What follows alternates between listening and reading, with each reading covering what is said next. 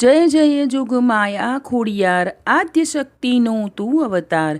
વંદન કરીએ વારંવાર, કૃપા કરો ને માં ખોડિયાર. આપ સૌને મારા સાદર પ્રણામ. આપણી આ ચેનલમાં આપ સૌનું હાર્દિક સ્વાગત છે.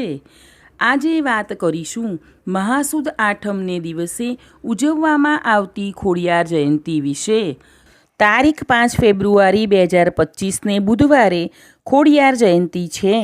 કાળક્રમે દેવી સ્વરૂપે જેમનું પૂજન થાય છે તેમાંના એક દેવી એટલે શ્રી ખોડિયાર માતાજી. તેઓ જ્ઞાતિએ ચારણ હતા. તેમના માતાનું નામ દેવળબા અથવા મીણબાઈ હતું.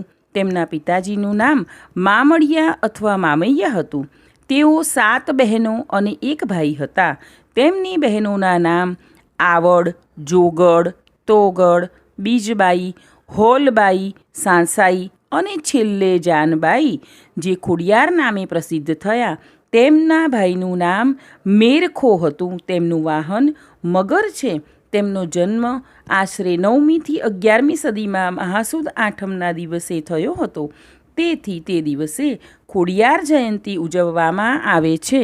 ભાવનગર પંથકમાં બોટાદ પાળિયાદ પાસે રોહિશાળા નામના નાનકડા ગામમાં ખોડિયાર માતાનું પ્રાગટ્ય સ્થાનક છે. વિક્રમ સંવત 836માં માતાજીનો જન્મ થયો હતો. તેમના પિતાજી પશુપાલનનો વ્યવસાય કરતા હતા. ચારણની કઠોર તપસ્યાથી પ્રસન્ન થઈને મહાદેવે તેમને 8 સંતાનો આપીને તેમનું વાંઝ્યાપણું દૂર કર્યું હતું. રાજપરામાં આજે પણ મા ખોડિયાર મૂર્તિ રૂપે બિરાજમાન છે, જ્યાં રોજ હજારો ભક્તો દર્શનાર્થે આવે છે. જ્યાં લાપસી અને શ્રીફળનો પ્રસાદ ધરાવવામાં આવે છે. માતા ખોડિયારે લોકોના દુઃખો દૂર કરી પોતાનું કર્તવ્ય પૂરું કરી અંતે પોતાની લીલા સંકેલી લીધી હતી. રાજકોટ જિલ્લાના લોઢીકા તાલુકાના સાંગણવા ગામના પાદરે માતાજીનું સમાધિ સ્થાન છે. ગામમાં આવેલ પ્રાચીન દરવાજા પાસે માતાજીનો પાળિયો છે. ખોડિયાર માતા સૌની મનોકામના પૂરી કરનાર દયાળુ માતા છે. કળિયુગમાં પરચા પૂરનારી માતા છે. આ માતાજીનું નામ ખોડિયાર પડવા પાછળ પણ એક કથા છે. એક વખત તેમના નાના ભાઈના પગમાં ઝેરી સાપે દંશ દીધો. તેથી મા બાપ અને બધી બહેનોના જીવ અદ્ધર થઈ ગયા. ત્યારે કોઈએ એવો ઉપાય બતાવ્યો કે પાતાળલોકમાં નાગરાજા પાસેથી અમૃતનો કુંભ સૂર્ય ઉગે તે પહેલાં લાવવામાં આવે તો ભાઈનો જીવ બચી જાય. આ સાંભળી જાનબાઈ પાતાળમાં કુંભ લેવા માટે ગયા. જ્યારે તે કુંભ લઈને બહાર આવ્યા ત્યારે તેમના પગમાં ઠેસ વાગવાથી તે ખોડું ચાલવા લાગ્યા. ઝડપથી કુંભ લઈને આવી શકાય તે માટે જાનબાઈએ મગરની સવારી કરી. ત્યારથી તેમનું વાહન મગર જ છે. અને જ્યારે તેઓ પાણીની બહાર આવ્યા ત્યારે ખોડાતા ખોડાતા આવતા હતા. ત્યારથી તેમનું નામ ખોડિયાર પડ્યું. અને ત્યારબાદ લોકો તેમને ખોડિયાર નામથી જ બોલાવવા લાગ્યા. હાલમાં કાગવડ ખાતે ખોડિયાર માતાનું વિશાળ પ્રસિદ્ધ મંદિર છે. ત્યાં રોજ હજારો શ્રદ્ધાળુઓ દર્શનાર્થે આવે છે. તેમની જન્મ જયંતિ તેમના દરેક મંદિરોમાં ધામધૂમથી ઉજવાય છે. બીજી એક કથા મુજબ સૌરાષ્ટ્રના વલ્લભીપુરના રાજા શિલાદિત્યે માલધારીના પશુધન પર કર નાખ્યો. સોરઠના માલધારીઓ એકઠા થયા અને તેનો વિરોધ કર્યો. ત્યારે રાજાએ તેમનું પશુધન કેદ કર્યું. હારેલા માલધારીઓ રોહિશાળા આવ્યા અને મામડને રાજાના અત્યાચારની વાત કરી. ત્યારે જાનબાઈની દિવ્ય દૈવી શક્તિ પ્રગટ થઈ.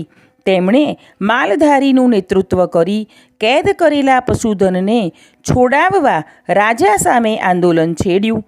માલધારી લોકસમૂહને લઈ જાનબાઈ જુસ્સાભેર વલ્લભીપુરની વાટે નીકળી પડ્યા. ઉતાવળે ચાલતા જાનબાઈને પગમાં પથ્થરની ઠેસ વાગી.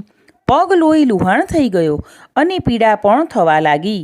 છતાં જુસ્સાભેર ખોડંગાતા લંગડાતા પગે ચાલતા ચાલતા તેઓ વલ્લભીપુર પહોંચ્યા. જાનબાઈની હિંમતથી લોકસમૂહ પ્રભાવિત થયો. તમામની જીભેથી ખોડંગાતા જાનબાઈ માટે ભાવપૂર્વક ખોડલ નામ સરી પડ્યું. ત્યાર પછી જાનબાઈ ખોડલમાંથી ખોડિયારના હુલામણા નામથી ઓળખાયા. વલ્લભીપુરના પાદરમાં આવી ખોડિયારે રાજાને પશુધન છોડી મૂકવા કહ્યું. હઠીલો રાજા માન્યો નહીં. ત્યારે ખોડિયારે તેમની દૈવી શક્તિથી પશુધન છોડાવ્યું. અંતે રાજા પીગળી ગયો અને ખોડિયારના પગે પડી માફી માગી. ખોડિયારે મોટું મન રાખી માફી આપી અને કહ્યું, હે રાજા, હું ચારણપુત્રી ખોડિયાર સૌ માટે સરખી. ખોડિયારનું ખોટું નહીં ને ખોટાની ખોડિયાર નહીં. તે તારું ખોટાપણું ત્યાગી દીધું. હવેથી ખોટું કરતો નહીં. કથા કહે છે કે ત્યાર પછી શિલાદિત્ય ખોડિયારનો ભક્ત બની ગયો અને માતાને કુળદેવી તરીકે સ્વીકાર્યા. આજે ગામે ગામે ખોડિયાર માતા પૂજાય છે. ખોડિયાર માતાના ભક્તોના મુખે આજે પણ એક વાત સંભળાય છે, ખોડિયારનું ખોટું નહીં અને ખોટાની ખોડિયાર નહીં. આપણે પણ પ્રાર્થના કરીએ, હે માં, અમારાથી કોઈનું ખોટું ન થાય તેવી કૃપા કરજે. જય જગદંબા ખોડલમાં શક્તિ રૂપે તું સાક્ષાત. હૃદય કમળમાં કરજો વાસ. તું બેલી તું તારણહાર, જગ સારાની પાલનહાર. બોલો ખોડિયાર માતની જય. આશા રાખું છું કે આ માહિતી આપ સૌને ગમી હશે. મને સાંભળવા બદલ આપ સૌનો ખૂબ ખૂબ આભાર. આગળના વિડીયો જોવા માટે આપણી આ ચેનલને લાઇક, શેર અને સબસ્ક્રાઈબ કરજો. આપણે સૌ હંમેશા ખુશ અને નિરોગી રહીએ તેવી માના ચરણોમાં પ્રાર્થના.